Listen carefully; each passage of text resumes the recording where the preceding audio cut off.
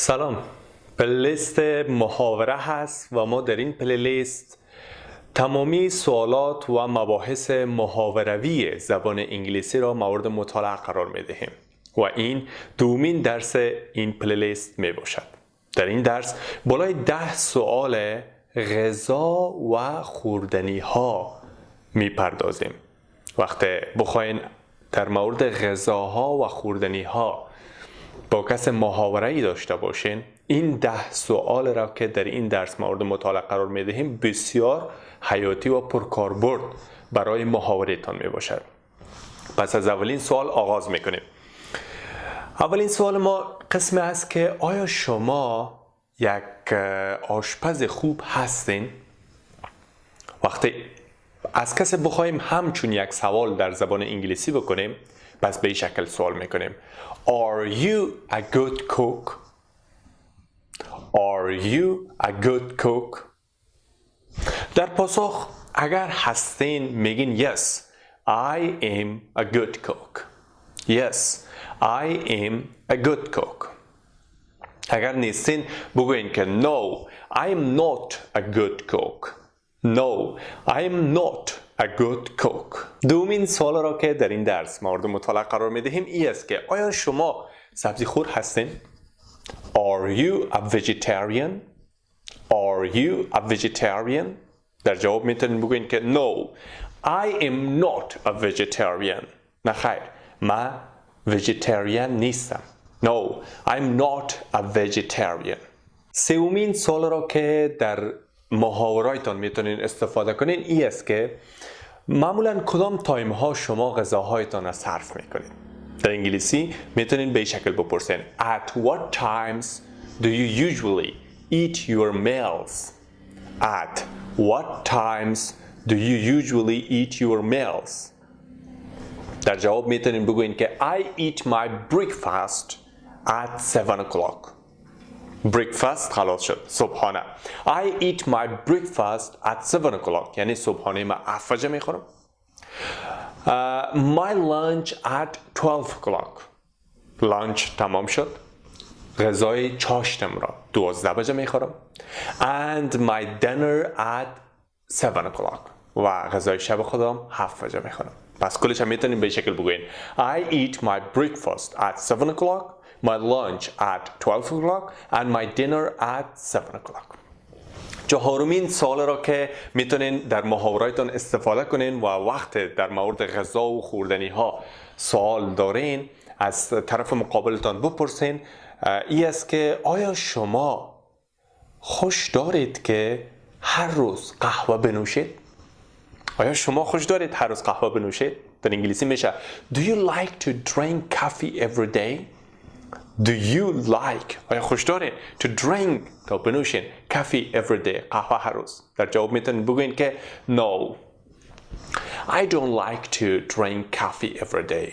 نه خیر، من خوش ندارم که I don't like خوش ندارم to drink coffee تا قهوه بنوشم every day هر روز. پنجمین سوال را که میتونین از طرف مقابلتان بپرسین در مورد غذا و خوردنی ها این است که آیا خوش دارین هر روز میوه بخورین؟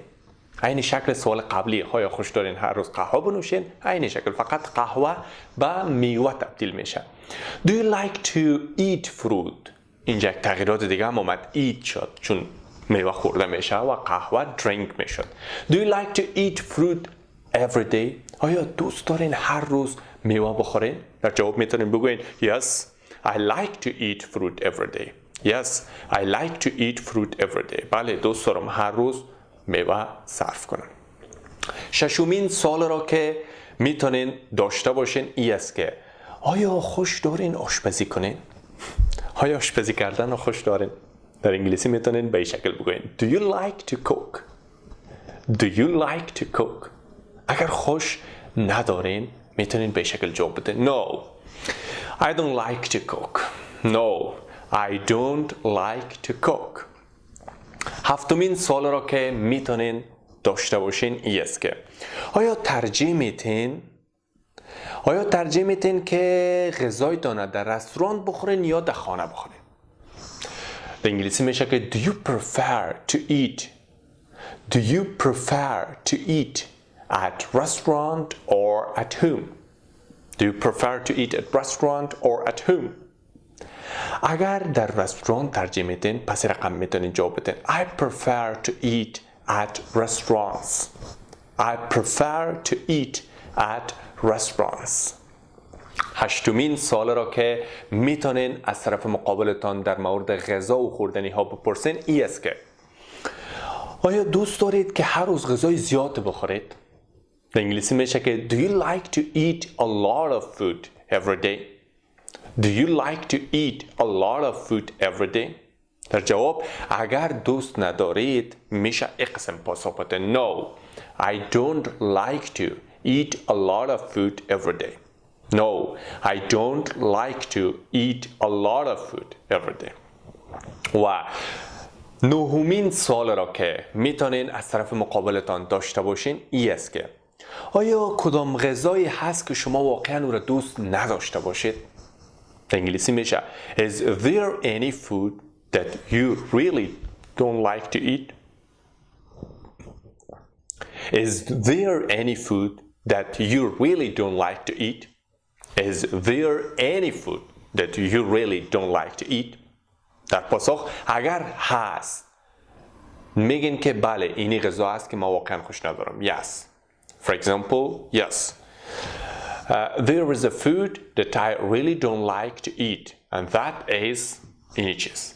خب ایتون میتونید پاسخ بدین اما ما یک پاسخ ساده ای را انتخاب میکنیم و من موافق هستم اکثریت با ما همگام است به خاطر که ما خب زیادتر نفرها خوش دارن همه چیز امتحان بکنن پس میشه این قسم بگوید No, all is for the best. نخیر هرچی پیش آمد خوش آمد یعنی هیچ غذایی نیست که ما او را دوست نداشته باشم. و دهمین سوال آخر که میتونین در محاوره‌تان استفاده کنین همراه با پارتنرتان در مورد غذا و خوردنی ها و آن سوال این است که کدام غذا را خوشمزه تر از همه غذاها پخته کرده میتونی؟ What food can you cook the most delicious? What food can you cook the most delicious? در پاسخ همون غذایی را که بهتر از همه غذاها پخته کرده میتونین استفاده کنین. For example, I can cook rice, برنج، پلاو. I can cook پلاو، قابلی پلاو. The most delicious. I can cook قابلی پلاو. The most delicious. امیدوار هستم از این ویدیو چیزهایی را یاد گرفته باشید. اگر ویدیو برایتان مفید تمام شده پس حتما این درس را لایک، سابسکرایب و زنگوله پهلو را هم فشار بده. در غیر صورت این کار را نکنید. دیالوگ همیشگی. وقت خوب و خوش داشته باشید. ویدیو بعدی میبینیم. الله حافظتان.